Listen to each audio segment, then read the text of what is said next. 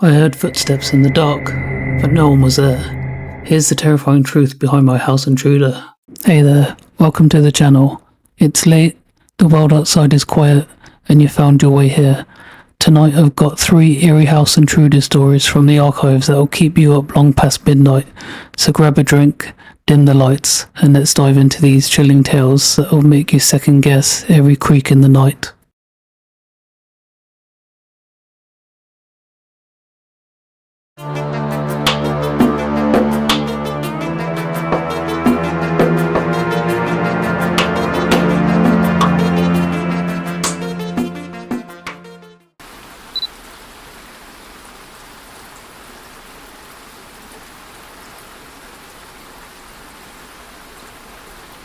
This happened a while ago, so I apologise if some things don't seem very clear. I've removed this experience from my memory for an obvious reason, but have now decided to tell people what happened as I realised it's something I shouldn't hide. Me and my brother Ron were in the room watching the NFL, screaming at the screen when our team would do something idiotic.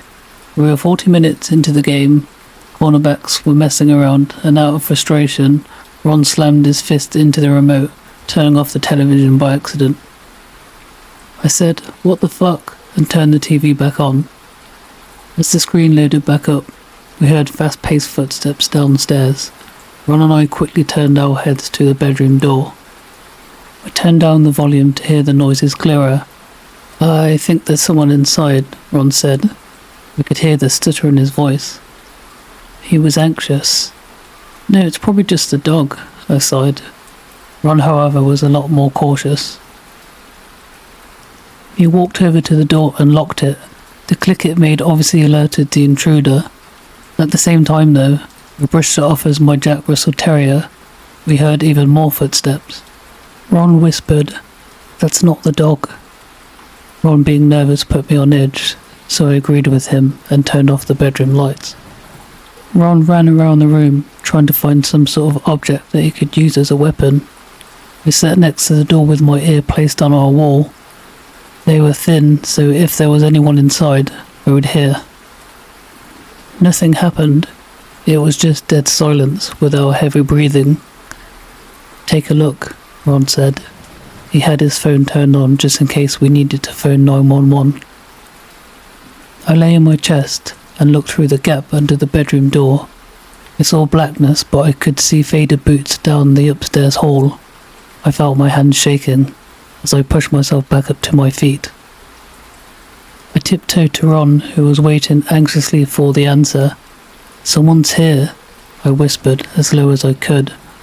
Ron's face went pale as he stared into nothingness. At one point, I thought he was going to black out on me.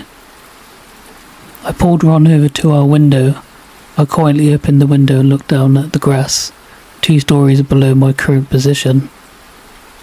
Ron was still in a different world, as if he'd blocked himself from reality, leaving the responsibility to me. I tried not to pay much attention to him and instead focus on escaping. I took Ron's phone out of his hand as he crouched on the carpet. He had installed one of those apps where specific fingerprints can enter the phone. I took his hand, which was shockingly freezing, and held his pointing finger on the screen. I jumped out my skin when the phone let out a loud beep, and all of a sudden, I could hear footsteps running straight to the bedroom door. I quickly typed in 911 and put one leg out the window. I heard thumps on my bedroom door and shouting. He was shouting, "I'm going to kill you," and I landed on the porch roof and shouted at Ron to snap him back into action. Ron stood up quickly and stumbled outside of the window. He landed on the roof beside me as I forced the window shut again. "We need to jump," I said, as I could hear fainting thumping behind the walls. He was struggling to get inside our room. I jumped off the porch roof and sprained my ankle. Ron was wobbling on the edge of the roof. "Quick," I said. I avoided shouting, as whoever the intruder was would have known we were outside. Ron touched his chest, head, right shoulder and left shoulder, making the cross, and jumped. He rolled when he landed on the floor and rubbed his neck. We had run a good 6 blocks till I realised I had left the dog behind and heard a faint voice in my jean pocket. I pulled out the phone to hear a woman asking if I was still there. I told her that we needed cops immediately. She told us to stay on the line and the cops were en route to the house. I burst into tears from the fear of what just happened and worrying if my dog was hurt. I talked to the operator as both me and Ron slowly walked back to the house. We heard the siren and felt weight lifted off our shoulders.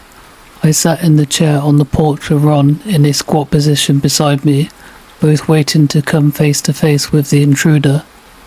4 cops came out. There was no man, but one of them was holding Lewis. Lewis was my dog. I stood up and held Lewis close, kissing his head and patting his back. I sat back down in the chair and placed him on my lap, still hugging him and apologising for leaving him behind. The cops explained that there was nobody inside. There was nothing stolen either. In fact, they explained there was nothing there that would have proven someone invaded our property. They never found him, but I can assure you I haven't had one good night's sleep since. Every night I lock my door and keep my dog with me in my room. Ron installed some CCTV cameras in both our houses. We both agreed to never speak about it again.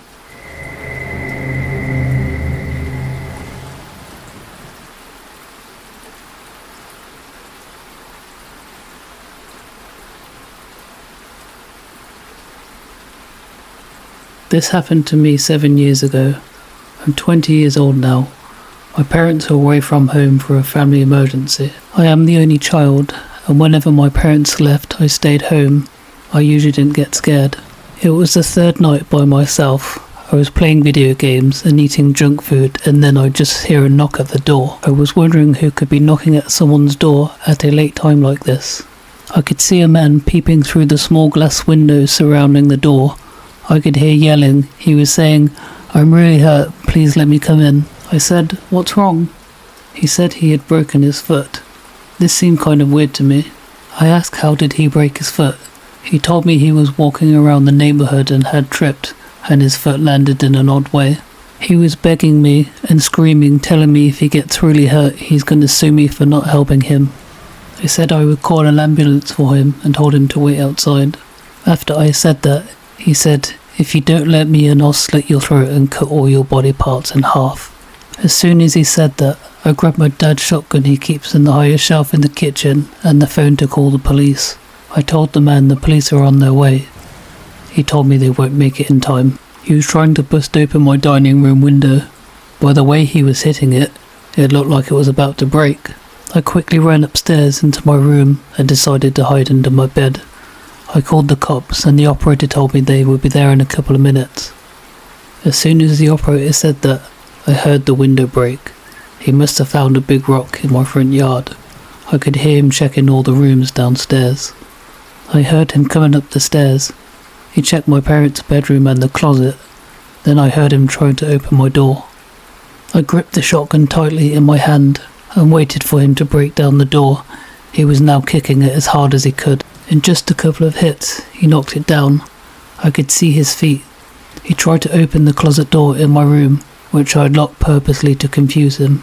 He said, "I know you're in there." I was wondering, should I shoot his leg or try to sneak past him and run out? I wouldn't be able to sneak out without making some kind of noise. At that moment, I forgot I was under a bed and went up and hit my head, making a very loud noise. The man had quickly turned around. He said, "Oh, trying to be a smart ass with me, huh?" Then I heard sirens as soon as he said that. He said, "Oh fuck, you got lucky this time, but you won't the next." He tried to run quickly out of my room, but I grabbed his right foot, making him fall very hard to the ground. I was holding it with all my might. I heard the police rushing up the stairs, and they got hold of the man. I came out with my shotgun, and the police were pointing guns at me now. I quickly explained everything, and the police understood. Apparently they found the man's van parked in front of my house. He had many sharp knives, duct tape, a camera, and a rope. I couldn't have imagined what he would have done to me if I hadn't thought to lock that closet door. The police called my parents and told them what happened. They came home 3 days earlier, and my mum hugged me very tightly, and so did my dad. My mum told me the man had been sentenced to 15 years. with a chance of getting parole.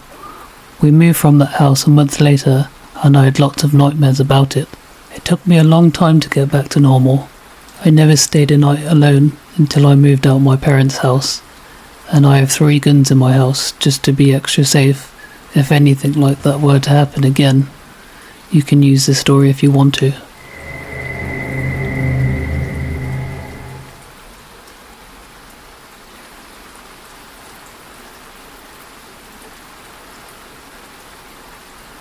I posted this a while ago, but it got lost. However, since it's been a year after the incident, I figured this would be a good place to share it, as it's about someone I never ever want to come across again. It all started and ended the day after I took my last final at this community college. I don't know if he was a stalker or if it was a break-in gone weird. So from the beginning, I was so nervous that I was going to fail this one class and was not going to be able to receive my AA degree. Later in the day, I was out at the pool at my apartment complex with some friends and my roommates when I checked my phone and saw I'd passed my class. I got so excited. I told everyone we were celebrating because I was the last one to have a final. It was 3 days before I got to walk and graduate with this degree, so I decided we should have some fun before we all went our separate ways. As it got later into the night, we decided not to go out and just to stay in. We invited a couple more people over and went on with the night. Around 2 in the morning, people started to leave and head to bed. The only people left were my 2 roommates, both of the people they were dating and one other friend. We were still messing around, and because our apartment was on the 1st floor and next to the pool, we went to go night swimming.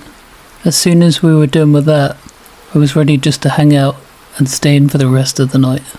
My roommates and the other friend all left to go somewhere else for a little while, which was fine. Nothing out of the ordinary for me to be at home alone. I got some food and went back to my room to hang out until they got back. The way my room is set up in our apartment, it's all the way in the back, furthest away from the front door and the patio door. My room is behind the kitchen, and you'd have to go all the way through the apartment to get there. Because our apartment was in the front of the complex and near the pool, it was near the front gate. At the time the gate was left open because it was broken. I never had an issue with living this close up front until this night. My room has one big window, and you can easily see in the room when I don't have the blinds or curtains shut. I had a closet with mirror doors, which if you look in through the window, you can see every part of my room in it. So while I was waiting for my friends to get back, I fell asleep. The last time I looked at the clock, it was 3:30 in the morning. Also, a key part in this, my bedroom light was on when I went to sleep.